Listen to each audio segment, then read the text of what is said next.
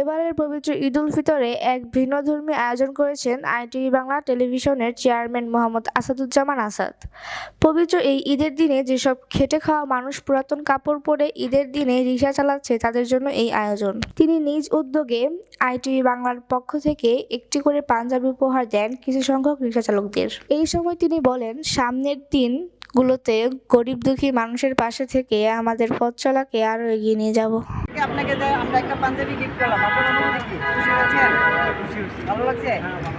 ঠিক আছে, আমাদের জন্য দোয়া রাখবেন এবং আপনাদের সবার জন্য আইটিভির পক্ষ থেকে শুভেচ্ছা অভিনন্দন। আমরা আইটিভির পক্ষ থেকে আপনাকে একটা পাঞ্জাবি গিফট করতে চাচ্ছি, দেখেন আপনার পছন্দ হয়েছে কিনা। পছন্দ হয়েছে?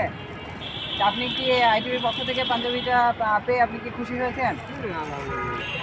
তো আইটিভির জন্য দোয়া রাখবেন, আইটিভি পরিবারের জন্য, এবং আইটিভি পরিবার থেকে আপনার জন্য দোয়া এবং শুভকামনা রইল। ঈদ মোবারক, ভালো থাকবেন। আসসালামু আলাইকুম।